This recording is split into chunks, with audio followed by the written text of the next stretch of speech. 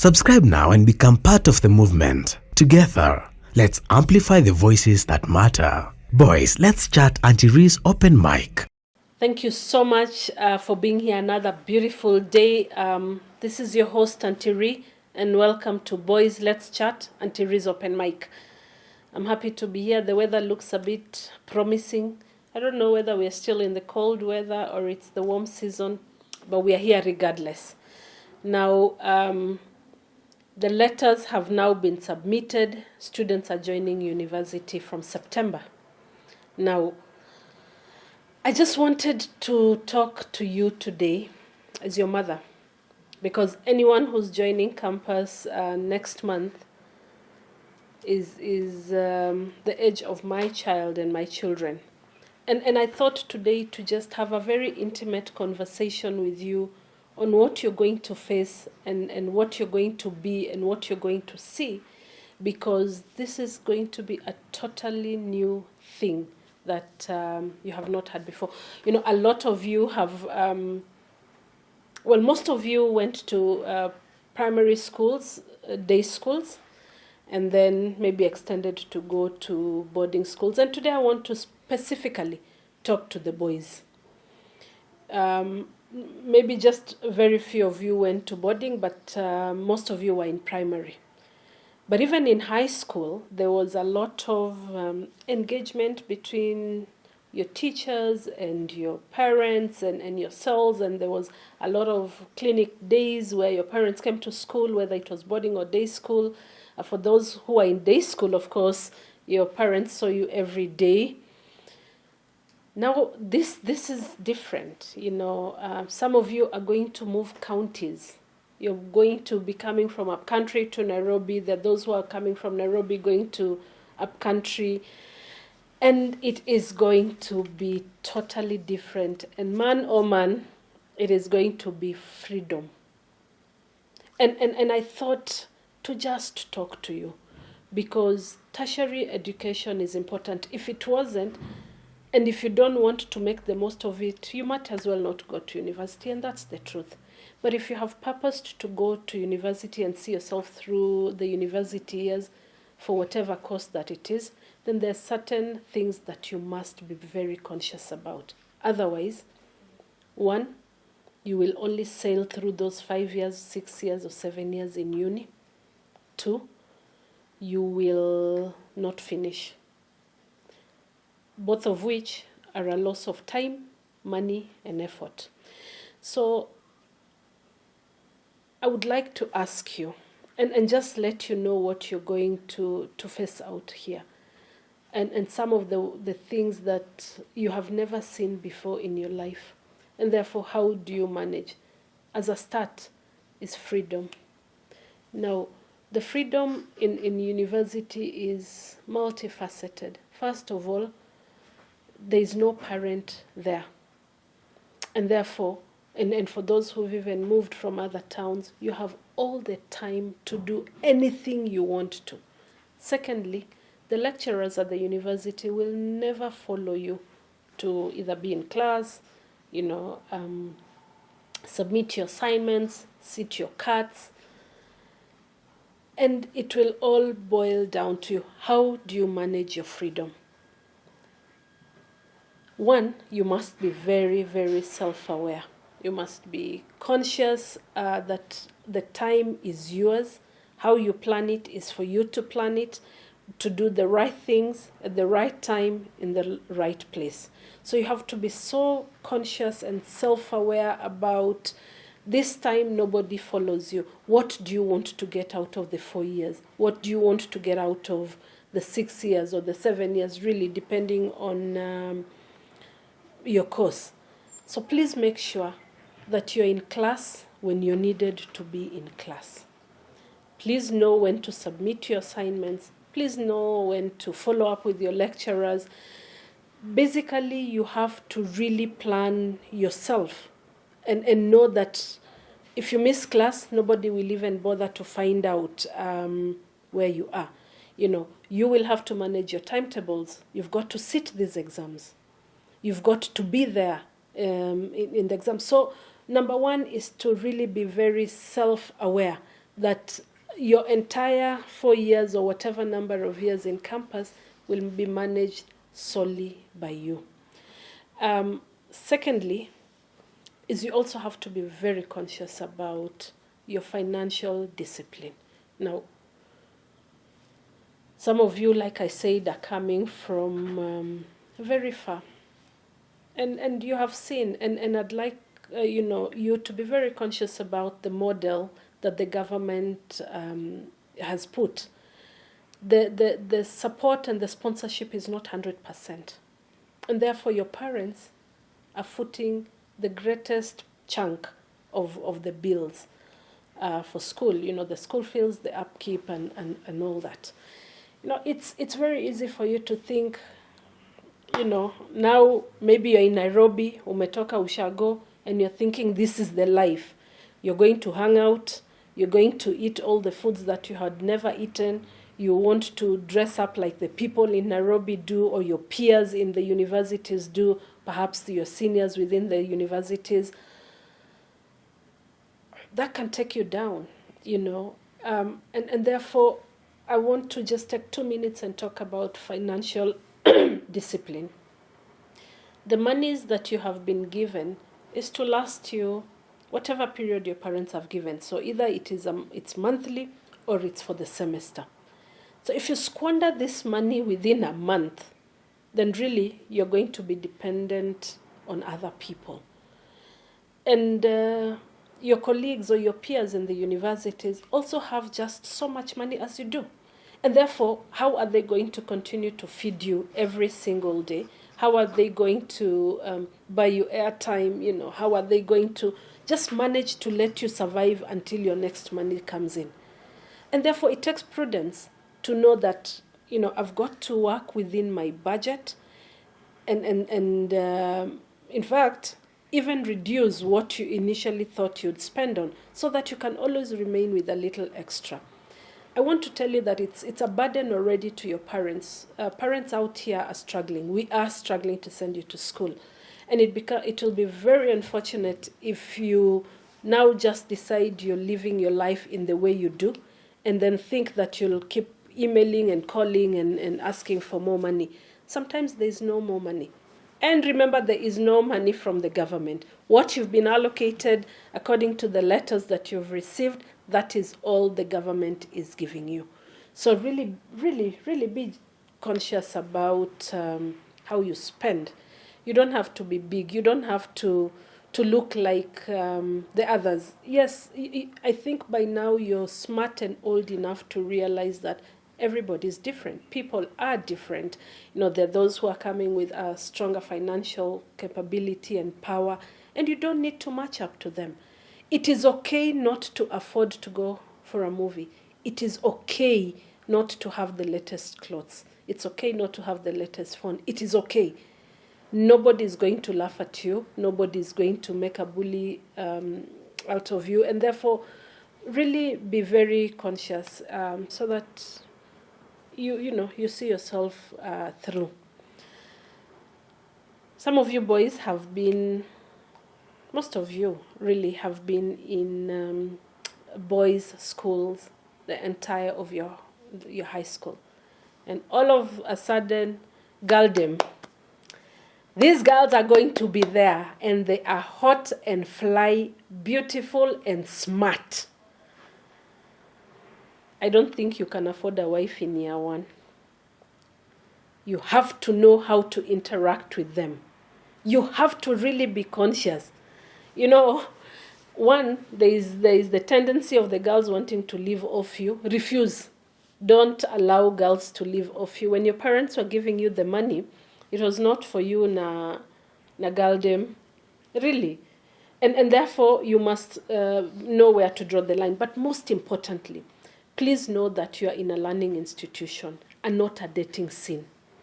It's very possible to think now you can have any girl that you want. While there's that possibility, you've got to go back to that self-awareness and consciousness. Is that the life that you want? They are available, they are free. There are so many that there's a chance that one will not even know that you have the other one. And therefore, and you know how time wasting dating can be. So if you decide that you want to have a girlfriend, it's got to be very conscious. But please make sure that this does not interfere with your books, because we all know how, I mean, the stories can flow, you know. You can spend your whole day being with these girls or this girl, and miss your classes. So don't let adrenaline, you know, your emotions and everything that goes in within you take control of you. These girls will be there. They're going to be there in year 1, year 2, year 3, and 4, you know. But your first girlfriend, first of all, is not your wife to be. So stop investing heavily. Please stop investing heavily. Yes, I know a lot of people say, oh, you know, my wife, I met her in campus. That's going to come in future. The other thing about girls that I want to talk to you boys is just because you're in campus, it doesn't mean that every girl should say yes to you. You know, you might like them. They don't need to like you. You might find them beautiful. They don't need to find you handsome, you know. You might want to go out with them. They don't need to go out with you. And it's also very important for you to know that girls can say no. Well, in the same way you can say no, and you should say no. And therefore, don't take it personal. Don't let it be so vengeful that when a girl says no to you, you're now going out of your way to make her life a living hell. You know, these girls can say no. Maybe they have somebody else, or they don't, and they just don't like you. It is okay. It is okay. We don't want issues of femicide. We don't want issues of frustrating these girls. We don't want you to make their lives living hell. One girl says no, ni kuoga na kurudi soko, if it's really necessary, you know. So please, let's not engage in such heinous acts just because a girl said no. Again, on the literacy, I go back, financial literacy, I go back to making sure that sometimes you'll have students that you may know. Maybe you've come from the same villages or homes, and they're probably in year 2 or 3, and they start asking you for money because their money went into something else and something else. You don't have another source of income. Again, it's okay to say no. Hakuna loan. There's no loan there unless it's your brother and you're certain you're going to get your money back. So these are just ways that to make your stay comfortable until, you know, your next monies come in. I'd also like to talk about peer pressure. Now, peer pressure is real. Now, when you marry peer pressure and freedom, it's really a bad thing. It's almost a disaster, because peer pressure will be people telling you, kwani mama yako yuko hapa? Is your father here? Do you even think they care about your notes? We're going to go out. We're going to drink. We're going to party, you know. Sometimes you're told it's just one smoke, you know. You've never drunk in your life, and someone says, kwani we ni mtoto, huko ni high school, you know. And we hear a lot of these when we go out, and especially when we talk about people who eventually got into addictions. It's just, sometimes it starts with just that one time. So don't fall prey into peer pressure. Like I say, you must be a man enough by now to stand on your ground and say, you know, I'm cool and I'm easy. Whatever suits you, by all means, go out and play ball and hang out and go watch movies and whatever else people do in universities. Just make sure that you don't fall into peer pressure, because it will be very disappointing. I think we have seen situations where sometimes one mistake can lead you to resit, and you find yourself in the university for more years than you even ever expected. You know, you have retakes, and all of a sudden you're frustrated and you drop out. So it doesn't need to be like that. And that's what I'm saying. And as I would tell my own children, if you think you're not ready for university and to complete and get out of there with a degree, then just drop out now, really. You don't need to take your parents through all the pressure, yet you're going there to do what didn't take you there, you know. But more than that, I like to look at the positive side of things. You know, you're going to meet new people. You're going to meet different culture, people from different backgrounds. So take your time to make new friends and enjoy new company. Create friendships, and most of which, these are the real friendships that sort of carry you through your adult life. So make solid relationships, build very solid networks, get friends that you'd be proud to show your parents. You know, we have said this many times. Show me your friends, and I'll tell you who you are. It's not cliche. It really is true. So even as you're making these friends, make sure that they are friends that are of benefit, not necessarily to gain anything, but monetary or things, but sometimes moral, sometimes just learn different culture, enjoy. In fact, some of them are going to come from other countries, and just take time to really build healthy relationships, have friends, know about them, want to know about them, visit them when time permits and allows, have fun. The fun should be confined into fun that is acceptable. Have fun. This is the time that you're okay to let go. You're coming from a very intense 4 years of high school, and therefore there's a lot of breathing in and out right now. So you're decompressing. Please make sure that you decompress in the right way. Don't disappoint your parents. You've done very well to be where you are now. That you are in the university. I just want to remind you, there's the other issue is the statistics on that says, I think the statistics right now is the age of boys between 16 and 24, 75% of them are engaging in sex. Now, it's a tricky topic, but it's a topic that we have to talk about nonetheless.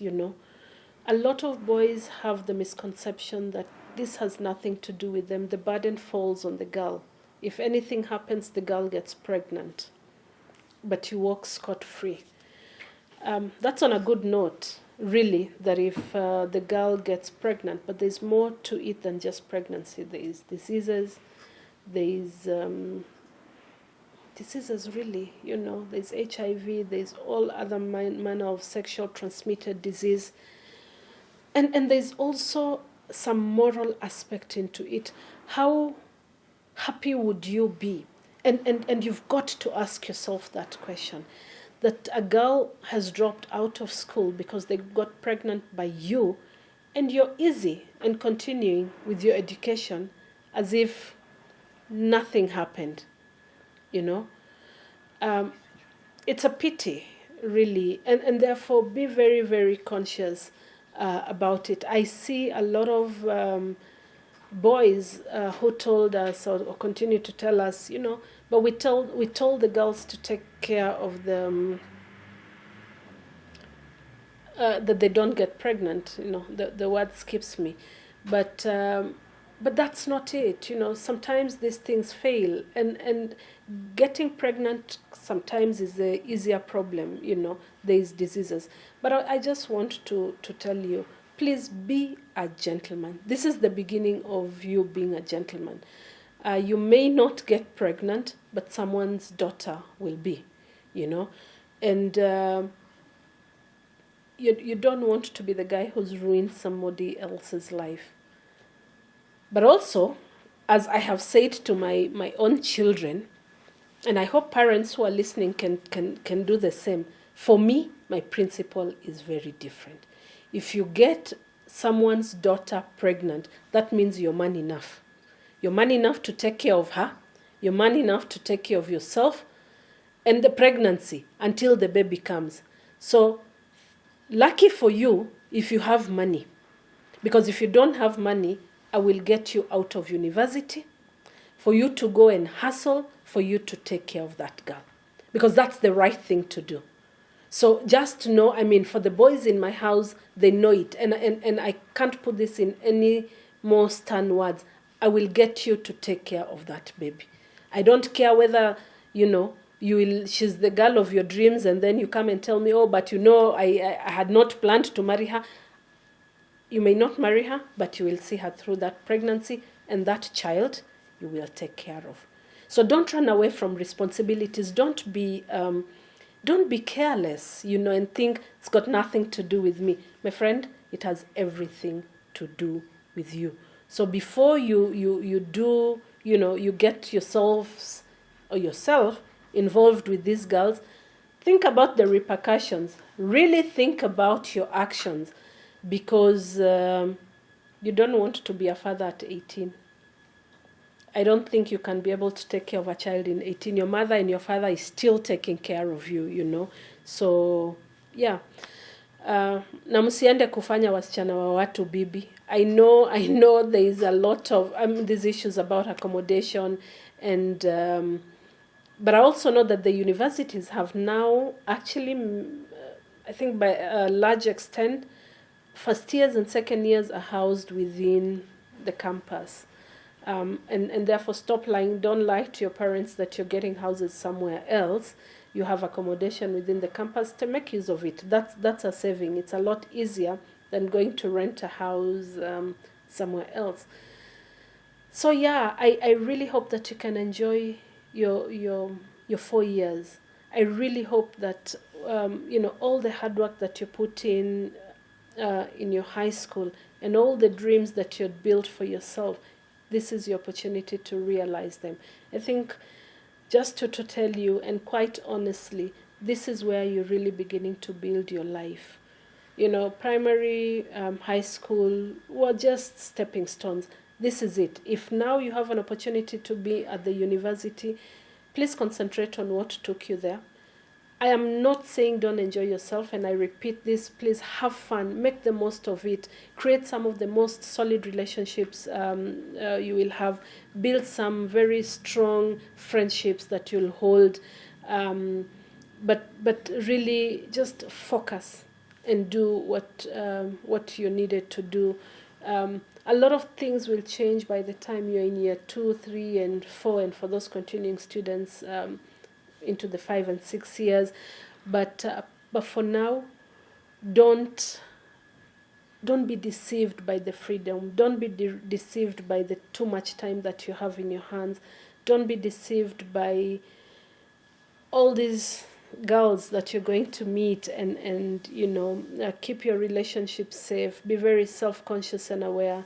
Be very keen on your money and the finances. Be prudent in how you spend. Build relationships that don't necessarily have to be sexual. People have friends across, different gender.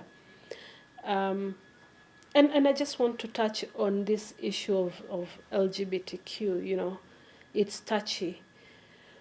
But depending on where you come from and your family background, be very conscious also about your surrounding. It's very easy to be brought into, for a long time, those people who dealt with girl-child rights were very worried about, men coming in and confusing the girls. But we are seeing a lot of this new trend that's coming in and promising you money. I just want to say, anchor onto what you believe in. And when you feel and see something that doesn't resonate with your religion, your culture, your upbringing, talk about it, discuss it. Don't be swallowed into things that you don't know. And at the end of the day, just really anchor back on your religion and culture. But I want to just wish you well. We will be meeting a lot of you in campus as soon as you join. So we're going to hold a lot of conversations with you post-joining university, hopefully within the new year, and just to see what your experiences have been so far. And if you have any challenges that you'd want us to speak about, to navigate with you, we are already speaking to most of you in very small groups, but this today was just to encourage you and to tell you just do the right thing.